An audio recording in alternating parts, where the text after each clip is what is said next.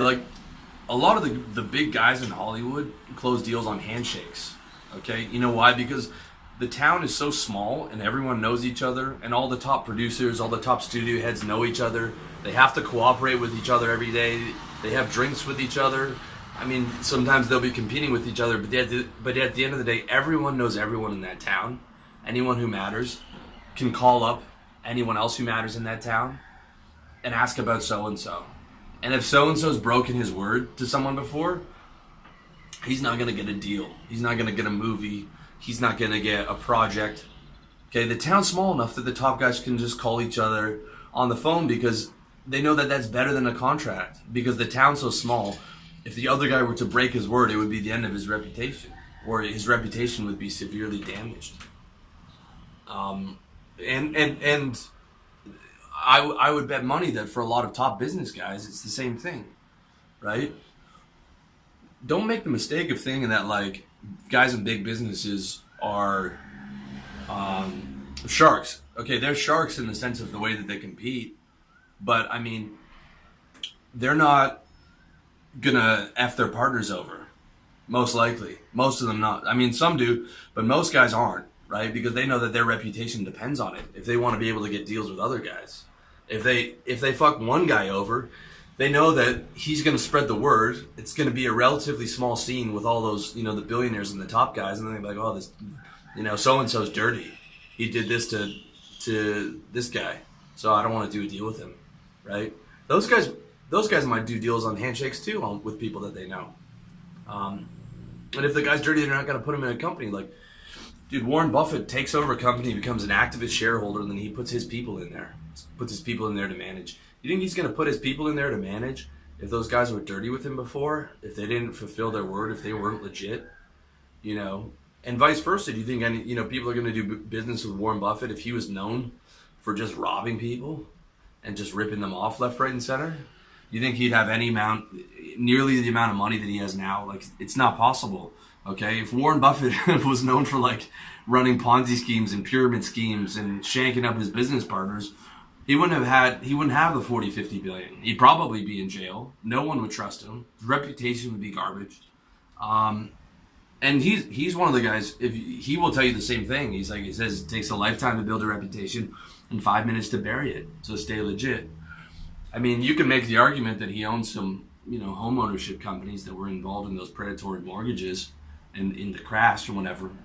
But I'm saying, as far as following the law, the way that he would deal with his partners, the way that he would deal with guys that are managing for him, and so on and so forth, he's going to follow it to the letter. There's not one person in my life that can say that I shanked them up, or that I screwed them over, stabbed them in the back, or tried to mess with their girl, or any of those things, right? Because when loyalty and your reputation is important to you, you don't break that over money. You don't break that. Even right now, my buddy Rye over in Pattaya, he's got a potential deal coming in with a guy who wants to do business with him because he knows he's a legit guy, and that's rare over here. There's not a lot of white guys over in Southeast Asia. I mean, there are, but in comparison to the population, a lot of guys are more comfortable doing business with people who speak the language and the same culture. You hear, a lot of horror stories doing business with local people. So you have to be careful there, but you also have to be careful that a lot of the expat white guys over here are running from something and they're dirty. There's a lot of scammers over here in Southeast Asia, boys, just so you know. Okay? A lot of scammers over here. So when the guy finds someone like Ryan and he's got a legit business, he's interested in investing because that's the value of having someone who's got a good reputation.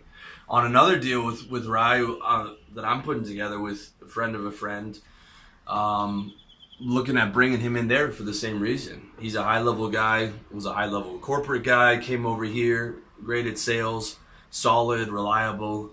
I mean, that's worth its weight in gold. And it's the reliability. I was just speaking with him this morning. It's the reliability that's worth more. It's the trust that's worth more. It's the reputation that's worth more. That's what's worth its weight in gold. Because you can't buy that.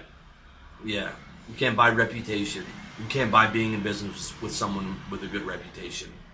And it takes a lifetime to build it and 5 minutes to bury it. So stay legit. That's all I can say. For a number of reasons. One, for your character as a man. Two, because you don't have to worry. You don't have to worry when you're going to get called out, or when that client's going to call you back, or when the expose from the press is going to happen, or when the government comes down on you for the dirty stuff that you're doing. You're happier when you're legit, when you have the good reputation. You make more money in the long run from referrals and word of mouth. You are able to do deals with people for the rest of your life because they know that you're not a scumbag, and they know that, you know, when they shake hands with you, that your word is your bond. And I mean, that's just what you do, man. It's just part of it, part of being a man. And dude, character is everything. So stay legit, protect your reputation with your life. You'll make more money, you'll be happier. And at the end of the day, remember, a lot of what you're doing with success is like, okay, I want to be successful, I want to look good, I want to be stylish, I want to be cool, I want to have girls. A lot of that's, like, let's be honest, living in the way that other people see you. There are all the inner game in the world. There are actual real world external metrics that you have to prove in the world in competition with other people, and they're reliant. Are defined by the way that other people see you and where you are in the hierarchy of the world. And success is one of those. And so you totally burn that potential area of your self-esteem, because instead of success, people just see a scumbag. So you don't even get that high, that pop of like, man, I did the best in my high school class. I did the best of everyone that I know. My family's proud of me. My friends I grew up with are impressed, etc., etc. Like, oh, first page of Google, how fucking dirty you are, right? You just ruin that for yourself. So many reasons. Protect your reputation with your life. Stay legit. Be an ethical guy. It's just so much easier, dude. And at the end of the day, it's a smart move to do.